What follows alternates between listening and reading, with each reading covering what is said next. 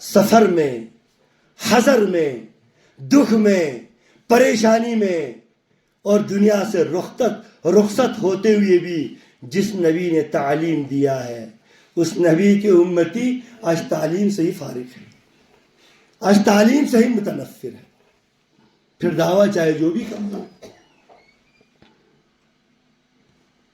کیا فرمایا؟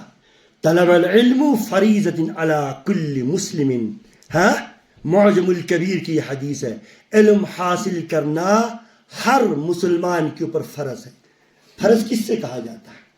وہ جو کبھی نہ چھوٹے، وہ جو کسی بھی حال میں معاف نہ ہو۔ آج اگر امام صاحب ممبر پہ آ کے یہ کہتا ہے کہ اگلے اتوار کو پروگرام ہوگا، سن کے سب جاتے ہیں، الا ماشاء اللہ شاہد و نادر 8-10 لوگ آ جاتے ہیں۔ کیا کیا ہم نے؟ ہم علم سے متنفر ہوئے، ہم نے علم سے بغاوت کی، اور یہ علم نافع ہے جو آخرت میں آپ کے کام آئے گا، اور اس پر زیادہ سے زیادہ توجہ دینا ہر مسلمان کے اوپر فرض ہے۔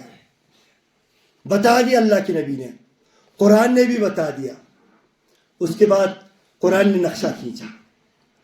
اللہ جانتا ہے نا، اللہ تو سمیع بصیر ہے، علیم بذات الصدور ہے، وہ جانتے ہیں کہ شیطان کس کس راستے سے میرے نبی کے امت کو بھٹکا رہا ہے۔ اللہ نے فرمایا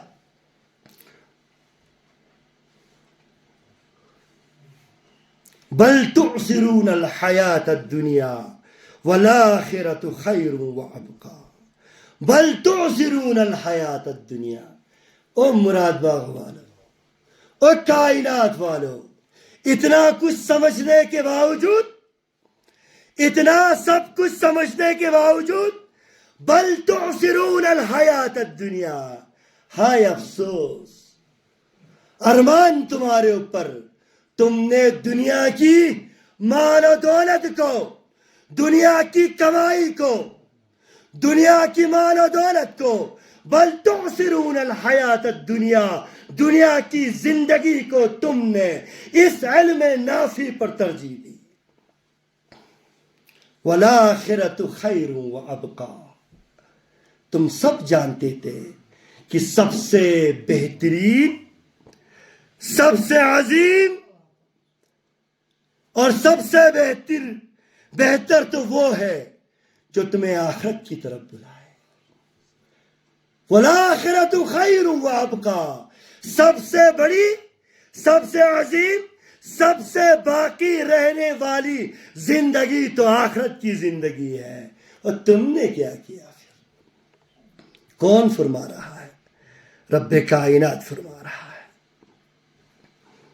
قرآن و حدیث کا علم حاصل کرنا، اللہ کے نبی نے کہا یہ مومن کے لیے معراج ہے، معراج ہے مومن کے لیے، اور اس علم کو اللہ نے اپنا فضل کہا ہے، وعلمك ما لم تكن تعلم وكان فضل اللہ علیک عظیما۔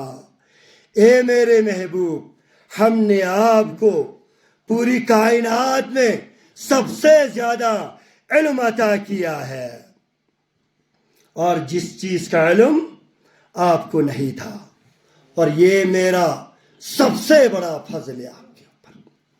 کیا فرمایا؟ اے نبی، اس کائنات کے اوپر، اس کائنات میں آپ اور آپ کی امت پر میرا سب سے بڑا فضل یہ ہے کہ میں نے روز روشن کی طرح علم کو تمہارے لیے عیا کر دیا ہے۔ یہ رب کا سب سے بڑا فضل ہے۔ اور اب رب کا سب سے بڑا فضل کیا ہے؟ اگر اپنے جسم کا محاسبہ کریں، اللہ اکبر، انسانی جسم میں جو ہے نا اعضائے علم جو ہے نا، اللہ عز و جل نے اتنی عظمت دی ہے علم کو کہ اعضائے علم کو بھی سب سے افضل، سب سے بہتر اور سب سے باور اللہ نے بنایا ہے. اور سر پر شاعر ادراک، سر ہمارا شاعر ادراک کا مخزن ہے. اللہ نے سر کے اندر سب سے پہلے تمہاری آنکھوں کو بنایا ہے، سب سے اوپر آنکھوں کو. کیا کرتے آنکھوں سے؟ انسان دیکھ کے علم حاصل کرتا ہے. اور پھر اسی سر پہ کان بنایا، سن کے انسان علم حاصل کرتا ہے. اور اسی سر پہ ناک بنایا، اسی ناک سے سونگ کر انسان علم حاصل کرتا ہے. اور اسی سر پر تمہاری منہ اور تمہاری زبان اور دانتوں کو بنایا، جس سے بول کر، پڑھ کر، دوہرا کر تم علم حاصل کرتے ہو، سماعت حاصل کرتے ہو. اور دماغ کو بنایا، اس سے ادراک کر کے تم تمام چیزوں کو حاصل کرتے ہو. اس علم کی مرکز کو اللہ عز و جل نے انسان کے جسم میں سب سے اونچا بنایا، سب سے آگے، سب سے اوپر، سب سے اونچا، سب سے برتر تمہارے سر کو. اور اعضائے علم پورے کے پورے تمہارے سر کے اندر ہے. کیا یہ کافی نہیں ہے کہ علم کی کتنی بڑی اہمیت ہے؟ من یرید اللہ خیرہ لیفقہ فی الدین. پھر اللہ نے فرمایا ذالک فضل من اللہ. اور لوگا، تمہاری علم کی جس آنکھوں سے تم علم سیکھتے ہو، اس آنکھ کو سب سے اوپر بنایا. جس کانوں سے تم علم سنتے ہو، اس کان کو سب سے اونچا بنایا. جس زبان سے تم علم پڑھتے ہو، علم کو دہراتے ہو، اس سے اونچا بنایا. جس دماغ سے تم علم کا ادراک کرتے ہو، اس دماغ کو اوپر اور اونچا بنایا. اور جس ناک سے تم سونگ کر علم حاصل کرتے ہو، اس ادراک کو اونچا بنایا. ذالک فضل من اللہ. کیا یہ تمہارے اوپر اللہ کا فضل اور اللہ کا احسان نہیں ہے؟ یقیناً اللہ کا فضل ہے، یقیناً اللہ کا احسان ہے. اسی لیے اللہ کے نبی صلی اللہ علیہ وسلم نے فرمایا من یرید اللہ خیرا یفقہ فی الدین.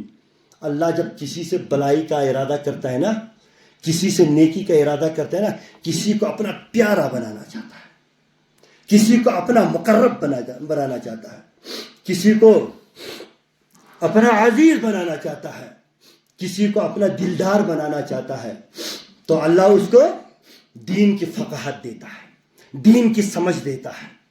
کیسے دیتا ہے؟ وہ دینی مجلسوں میں آتا ہے، وہ دینی محفلوں میں آتا ہے، وہ علماء کی صحبت میں رہتا ہے، وہ دین پڑھنے والوں کی صحبت میں رہتا ہے، وہ دین کی نشر و اشاعت کرنے والوں کی صحبت میں رہتا ہے، وہ دین کی دعوت کے کام کرنے والوں کی صحبت میں رہتا ہے، وہ دین کی تبلیغ کرنے والوں کی صحبت میں رہتا ہے. اور نبی اکرم صلی اللہ علیہ وسلم نے کہا من یرید اللہ خیرا یفقہ فی الدین. سب سے بڑی بلائی یہ ہے کہ اللہ انہیں دین کی سمجھ عطا کرتا ہے، اور اس سے دین کی سمجھ عطا فرماتا ہے. ابو ذر غفاری رضی اللہ تعالی عنہ ہے، رسول اقدس صلی اللہ علیہ وسلم ابو ذر غفاری کے پاس آیا اور فرمایا او ابو ذر، تیرا صبح کے وقت اللہ کی قرآن سے ایک باب سیکھنا. یاد رکھیے گا، بہت بڑی بات ہے، بہت بڑی بات. اللہ کے نبی نے فرمایا او ابو ذر غفاری، تیرا صبح سویرے اٹھ کر قرآن کریم کھول کر قرآن کریم سے ایک باب سیکھنا تمہارے 100 رکعت نفلی عبادت سے بھی زیادہ افضل ہے کہ تم قرآن سے علم کی ایک بات سیکھ لو.